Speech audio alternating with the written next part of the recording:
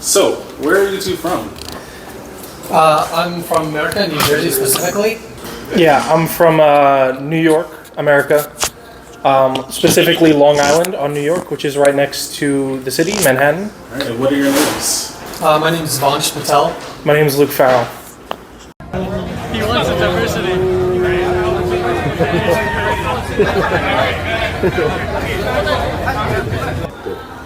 Honestly, it was really nice because it kind of like not only is it something that like I've done before, like English is a language I fluently speak. It's also like nice to see how different people in different cultures, like it's a lot easier to understand what their culture is and how they live life because it's something like in a language I can communicate in. And not only that, it was also nice to like be able to see other Koreans speak English pretty well. Right. Why did you two come to Korea? I came to Korea because firstly, I've just been generally interested in a lot of like different Asian cultures, different Asian traditions and whatnot. And also I have a friend who like insisted on us coming with him because he had a fun time. He's been here before, and so that like added on top of it. Otherwise, just a culture, tradition, and whatnot. Yeah, I'm also in the same boat with him, with the friend insisting on coming. But a large portion of why I wanted to come is because I'm very interested in the culture and especially the history of Korea and kind of the surrounding countries. I'd have to say it has to work, right? Because I spent a few time with some people. They said they've been coming for a few months, and their English, although it's not like perfect, it's still like at a very high level. They're able to effectively communicate and like be able to say what they're feeling, what they think, and like just having a normal conversation in English without having to like stutter over words.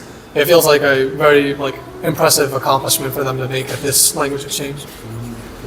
Yeah, I also agree. I think it's also good that a lot of the times when they come here, like for instance, last time I was here, if someone was kind of struggling with a word, they would be able to kind of ask their neighbor for help and kind of see if they knew, because everyone here is at like a very different level. And I think that's definitely good for the progression, because you're able to kind of help out the people around you and then, talk to people who do know English. I think the best way is just to talk. I mean, I'm guilty of it too sometimes. Sometimes it's hard to just say hi, right? But as soon as like one person says hi, as soon as one side reaches out, it becomes a lot easier, because oftentimes both parties are willing to and wanting to be friends or communicate. It's just that first like foot in the door, it's the hardest step.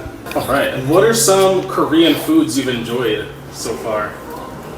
For me, I definitely have to say like instant noodles are some of my favorites. So like the bulldog here, it's really nice to eat it here. For me, it would probably be the gimbap in the convenience stores. That's not really a thing that we have in America. We don't really have food that people would really eat in convenience stores. It's more just like snacks. And here you have like a selection of food, and I prefer the gimbap. Vansh, you mentioned having some bulldog ramen. Now, I have to ask you, can you eat the spiciest bulldog? I could probably eat it. Probably not too much, but I can eat it. Because we get the same like Samyang bulldog. We get it in America too, and I've had the spiciest ones before, but I wouldn't eat it like just for fun all the time. But I can eat it. When you two say that you're here for the culture, is there anything in particular like K-pop, K-drama that maybe you're interested in? For me specifically, I'm not really big into K-drama. I'm not really into TV a lot in general, but K-pop and stuff a lot. Yeah, I follow a good amount of K-pop and whatnot. Yeah, and for me, I would definitely say that I have listened to a little bit of K-pop. I think it's good, but I have seen quite a few K-dramas, and I do think they are pretty good, yeah. Okay, Vansh, you mentioned you listen to a lot of K-pop. What are some groups you listen to? Ooh, that's a good question.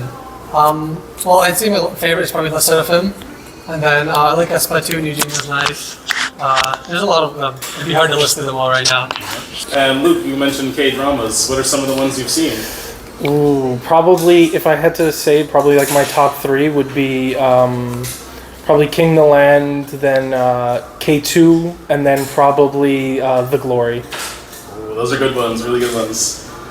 All right, so it is your first time in Korea. So what are some things that are similar to back at home, and what are some things that are different? For similar, I think the closest thing at least I can think of is I grew up in a primarily like Indian community, so the sense of like where everyone's just like living in like one like huge village kind of, it almost feels like. That kind of sense, so I get that sense here, especially when you go into like the not as developed, like not cities, right? You go into some of the other like less developed areas.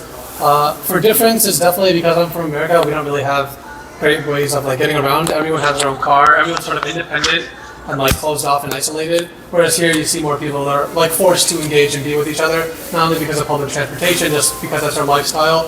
Everyone's always like bumping into each other, doing like things that intermingle. Whereas America, it's a lot more like isolated and individualized.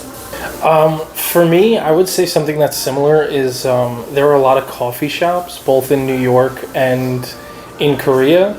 In Korea, they have different coffee shops. In New York, we mostly just have like Starbucks and Dunkin' Donuts, but they're definitely on every corner, kind of like here. Oh, sorry, that's the same.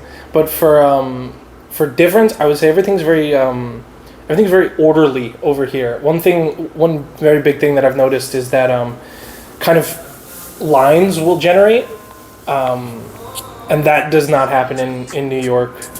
It's kind of just chaos compared to here, like especially getting on escalators. Like everyone will stay to the right so people can walk up.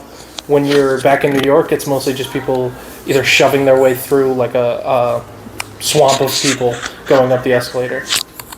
All right, and what are some activities you've done in Korea, or what are some that you would like to do while you're here? So some that I've done, I've gone to the palace down here. It's about 20 minutes away from here, right?